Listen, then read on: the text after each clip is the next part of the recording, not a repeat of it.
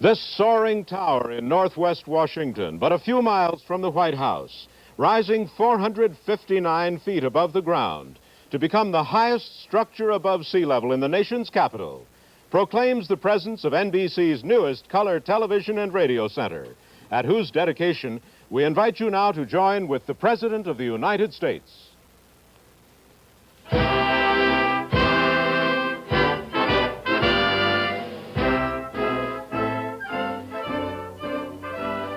Good afternoon. This is Stuart Finley speaking to you from a ramp overlooking our huge new Studio A, huge enough almost to accommodate a basketball game.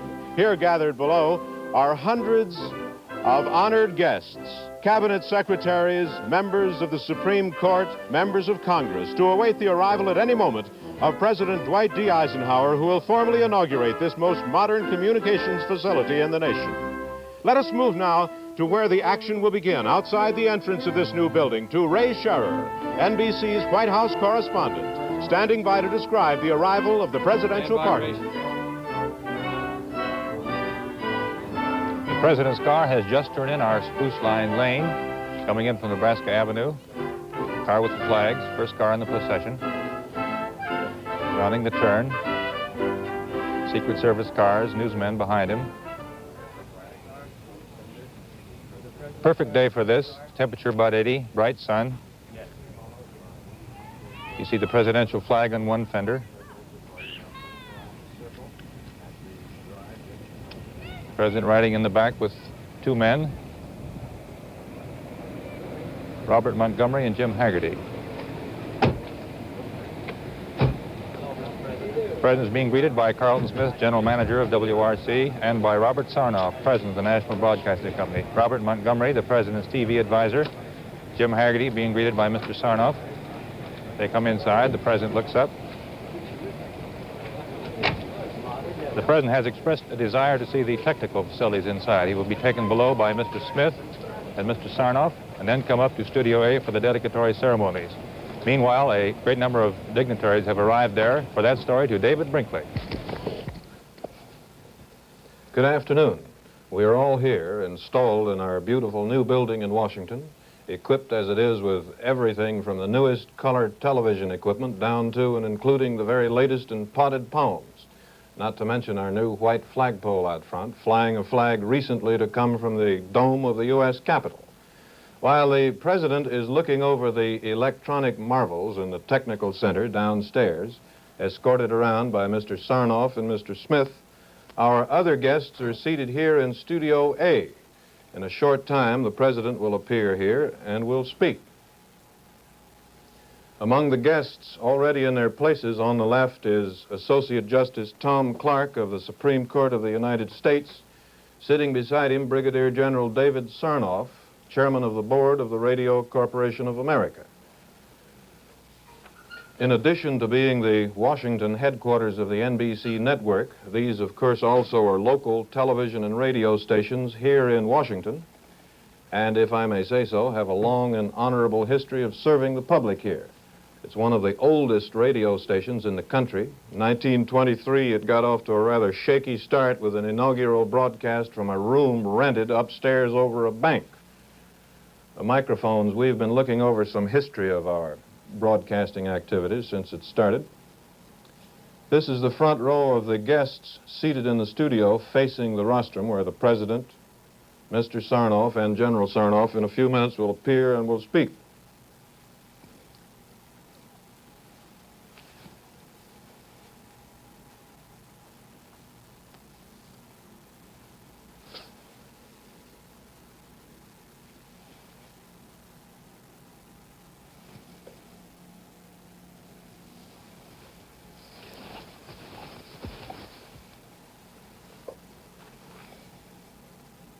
The station now is over 30 years old.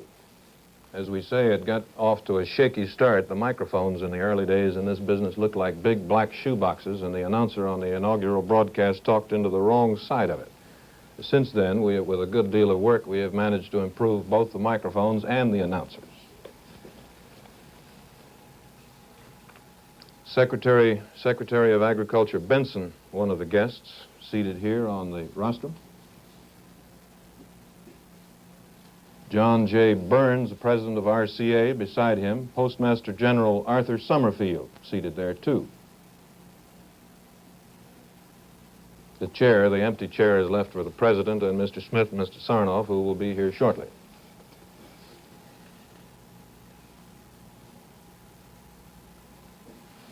The television station here is one of the older ones, too. In '39, it put on the first demonstration of television in Washington, an interview with some congressional leaders. The Speaker of the House then was William Bankhead of Alabama, who was asked what he thought it might be like when the sessions of Congress began to be broadcast.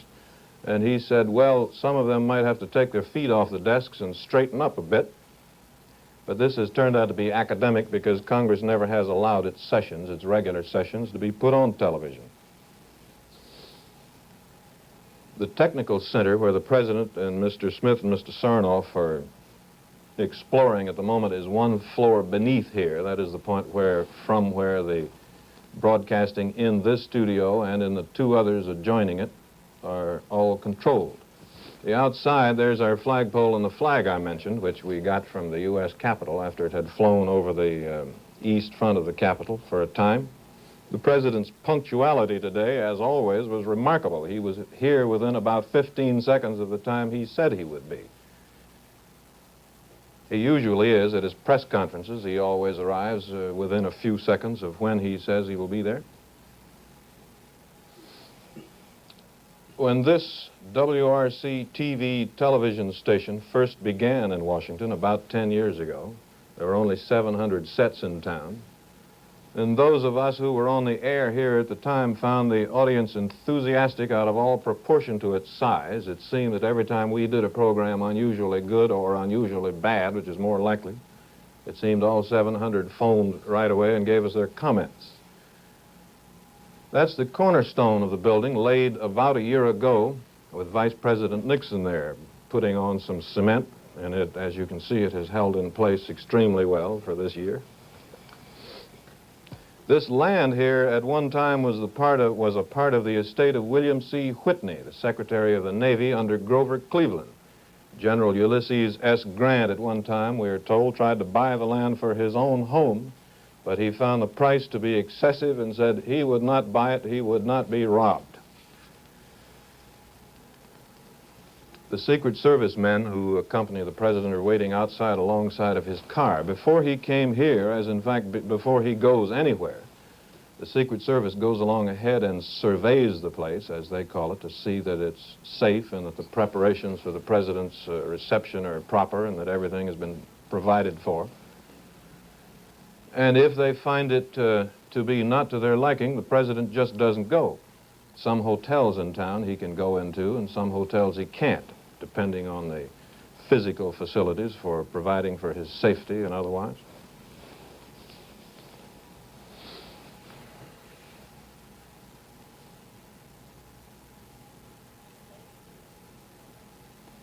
This building here is approximately 4 miles or so from the White House. The president drove here in his limousine, as you saw, and with the flags flying from the fenders, it makes a very striking and exciting sight.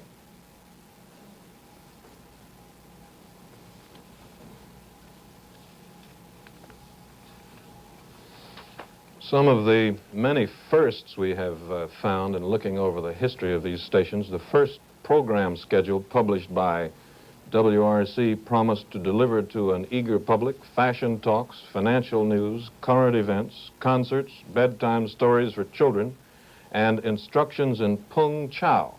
What Pung Chow is or was, we do not know, and even with the most exhaustive research have been unable to learn. But whatever it was, we had it. The studio equipment, high fidelity or hi-fi music has become, as of course you know, extraordinarily popular of late. And in designing the equipment here, I am told that everything has been made to meet the most exacting hi-fi standards.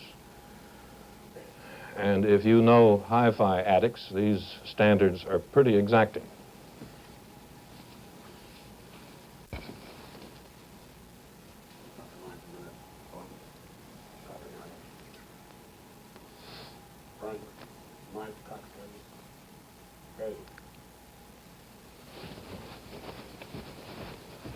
WRC broadcast the 1924 political conventions, among many other things, during its long years. The year when Alabama, day after day, cast 24 votes for Oscar W. Underwood, as some of you may remember. And this got to be so interesting to Herbert Hoover that he sent over to WRC and asked if we or they would lend him a radio so he could listen. We did, and he did. The president ruffles and flourishes.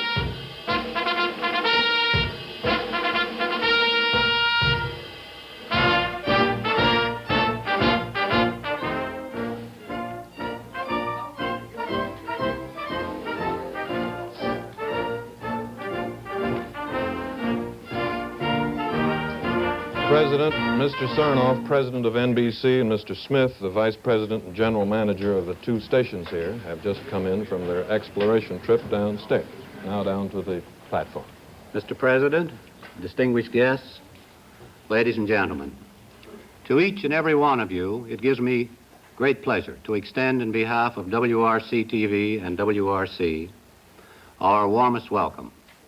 We are honored that you have joined with us this afternoon in inaugurating our new broadcasting center, an event of such consequence to ourselves and the community is best consummated in the presence of friends. And your being here reflects the sentiments we have always held concerning our role in the nation's capital. Like yourselves, we consider ourselves an integral part of the Capitol family. And just as the District of Columbia is the home of our government, it is as we are dedicated to the service of the country as a whole, so are we uniquely privileged. As the Washington outlet of the network of stations that comprise the National Broadcasting Company, we too have a larger obligation, an obligation to the community of states that is the United States. Our roots in Washington go back as far as 1923, when many persons listened to WRC through earphones attached to crystal sets. From that simple beginning in a single studio to this moment of dedication of a modern, efficient, multi-purpose color television and radio facility, we have been guided by one principle: devotion to the service of our country and its people. If what is past is prologue, we expect the years ahead to be filled with exciting opportunities to serve you, whether as a member of our Washington area audience or of our national audience. I should now like to present to you the president of the National Broadcasting Company, whose personal interest has helped immeasurably to bring this dedication day to such happy fulfillment, Mr. Robert W. Sarnoff.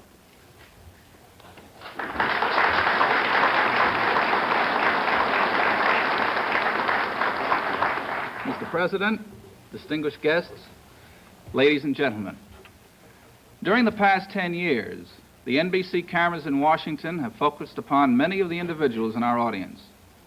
But seldom have we been able, with a single sweep of the lens, to show America so many of the faces of the men who govern it.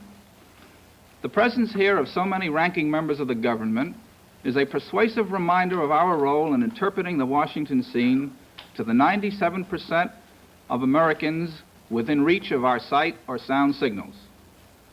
With the superb facilities available in this new station, it is a role we hope to fulfill with increasing skill in the future. In the brief history of American broadcasting, our chief executives have contributed many important chapter headings. President Wilson was the first to test radio when returning from the Versailles Peace Conference. President Harding, the first to speak over a network of 3 stations. President Coolidge, the first to broadcast from the White House. And President Roosevelt, the first to use the technique of the fireside chat. And you, Mr. President, have added many significant firsts to our history in opening up your news conferences to radio and television coverage, in permitting our cameras the freedom of the White House. You have enabled us to give the public an understanding of your high office and its occupant that is unparalleled in American history. Through your presence here today, you are contributing to another broadcasting milestone. The cameras you see before you are color cameras. They are now transmitting a black and white picture. By pressing this button, which I now do, the cameras are transmitting a live color picture. When you step before them, you will be making your first appearance on color television from Washington. 3,000 miles away in our studios in Burbank, California, this entire program is being recorded on electronic tape. The picture, the color, the sound are being captured for posterity through this recording system which NBC began using on a full-scale basis only last month to change to daylight time. It will permit us, sir, to retelecast this program to many sections of the United States several hours later today, and with such true fidelity that millions of Americans will see this ceremony as though it were being enacted at that time. I have a strip of this new tape. I have asked our engineers to make 2 tape copies of this program. One will be sent, Mr. President, to the White House for your personal retention. The other will be presented to the Library of Congress so that its archives may permanently possess a visual record in color of this significant occasion. Now, we have created one further remembrance.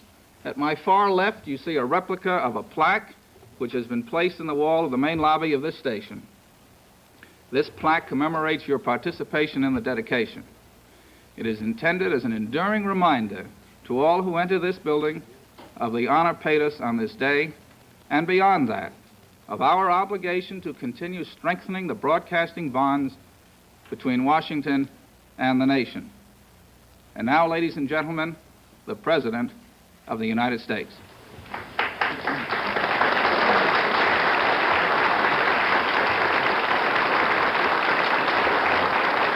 Thank you very much. President Sarnoff, distinguished guests, fellow Americans,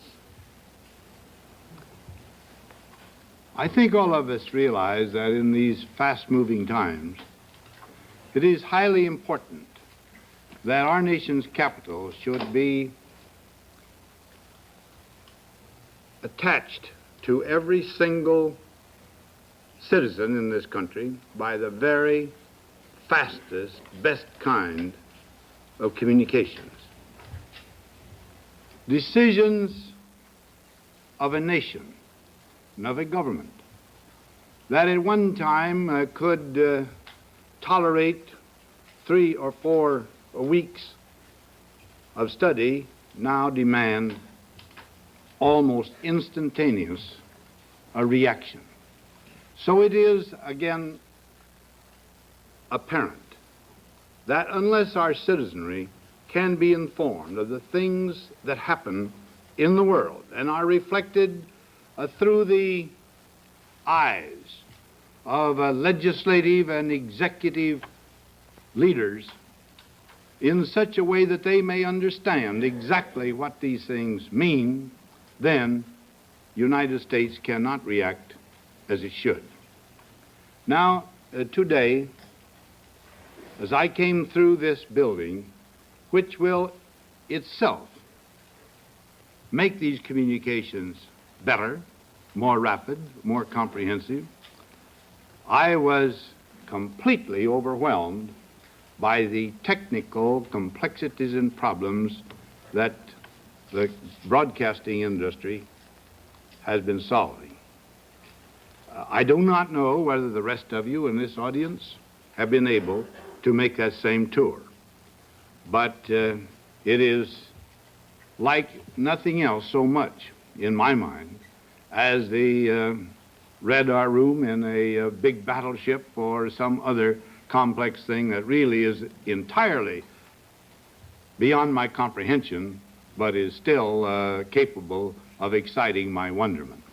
So I cannot fail to congratulate, to felicitate the National Broadcasting Company for this particular step in the communication, in developing the communications industry of our country. I felicitate the officials of the company, and I must say I congratulate every citizen whose understanding of this nation, of the world, will be made better and fuller by this development. Thank you very much. Thank you all.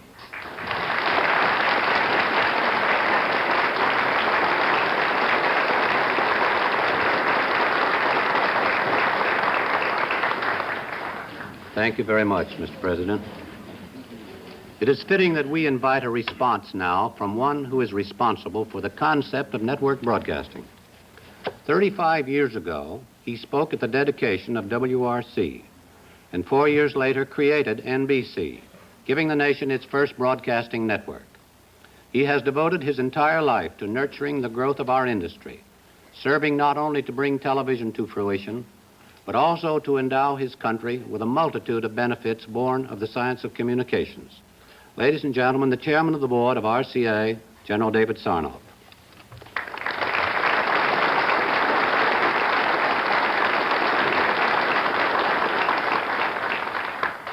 Mr. President, distinguished guests, fellow workers, ladies and gentlemen, we are highly honored, Mr. President, by your presence here today, and on behalf of my associates as well as myself, I should like to express to you our most sincere thanks and appreciation for taking out of your busy day the time to honor us with your presence. Having had the privilege of serving under you both in war and in peace, I know firsthand how deep is your interest in all forms of communication. You expressed it very well in the remarks which you have just made.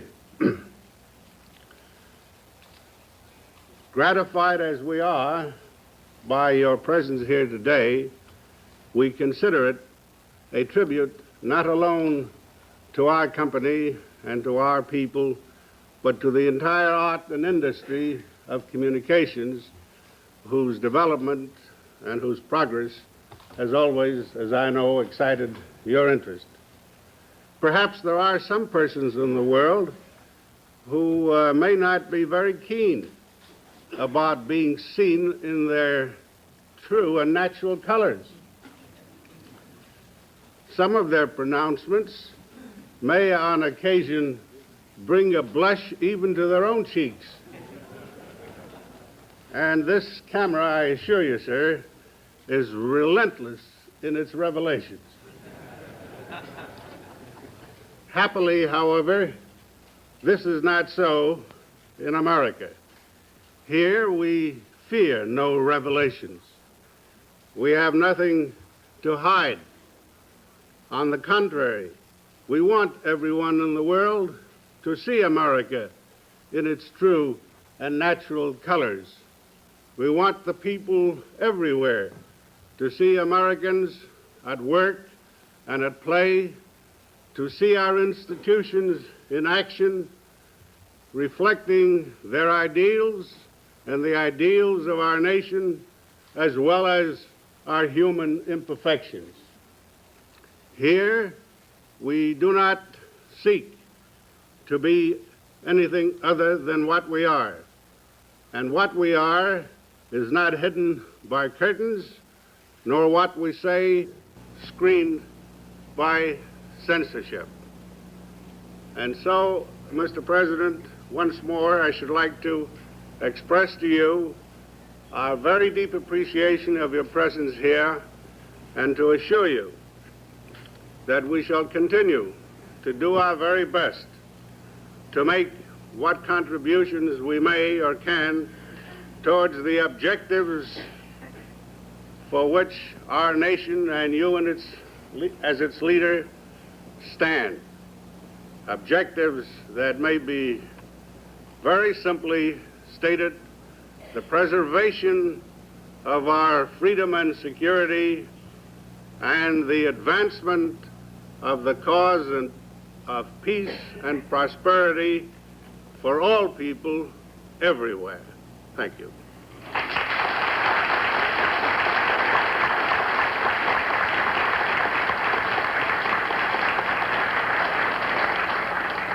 Thank you, General Sarnoff. And now I should like to ask our guests who are here in the studio with us if they will please remain at their chairs until the President of the United States has left the studio. Thank you.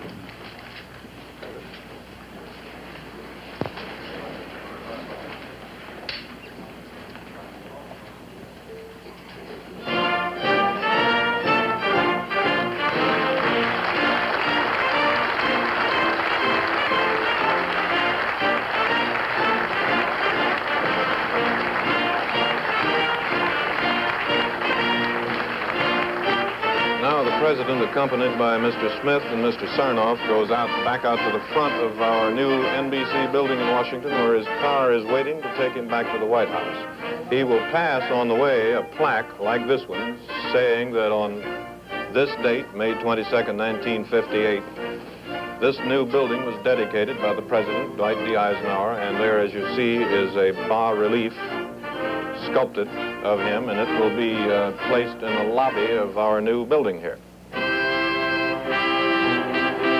General Sarnoff, in his response, has pointed out that Mr. Eisenhower is the first president to make full use of television and to allow the filming and broadcasting of his news conferences each week. And the president, we can add to that, is rather proud to have done this.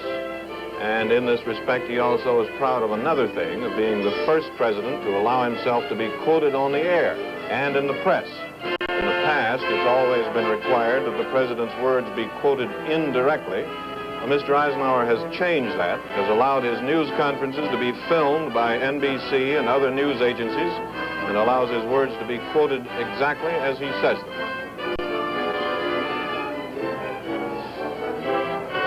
On returning to the White House, as he will in just a moment, the President will meet this afternoon with an old personal friend of his, General Kenyon Joyce, who was President of the Allied Control Commission for Italy during World War II. And his schedule for the rest of the day includes a meeting at 3:30 with two members of Congress, Representatives Preston of Georgia and Clevenger of Ohio. They are on a subcommittee investigating Tuesday's collision between a civilian airliner and a jet military trainer. They ask for new rules to be put in to try to prevent this in the future. The air regulatory agencies of the government said they were not able to immediately, so they now go to talk to the President this afternoon about it further. So from this ceremony, which he probably found comparatively relaxing, he now goes back to the responsibilities of the Republic, something no president can ever really lay down. That ends our ceremonies in Studio A at the dedication of our new building. David Brinkley, good afternoon. Thank you.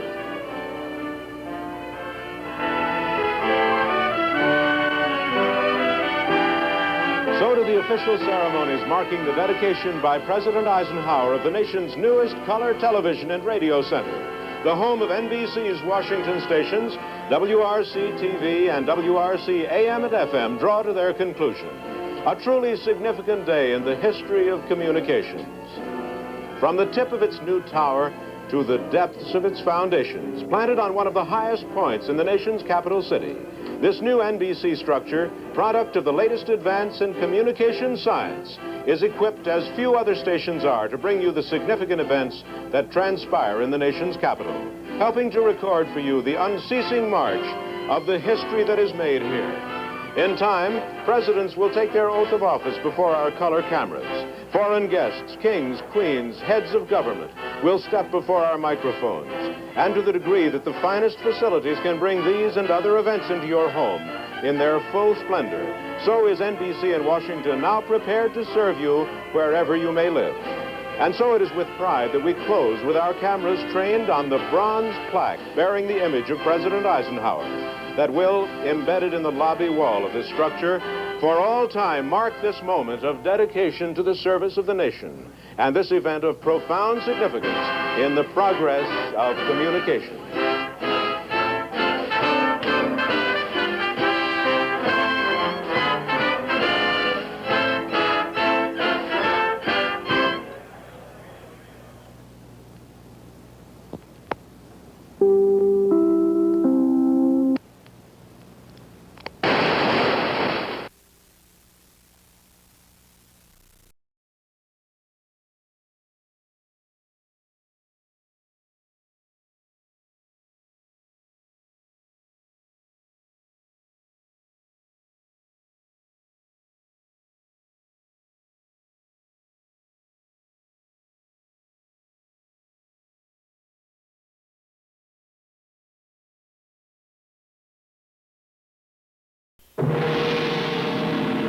The following program is brought to you in living color on NBC.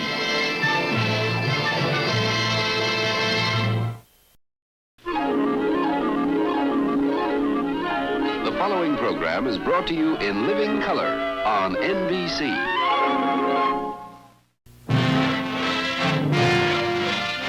This is an ABC color presentation.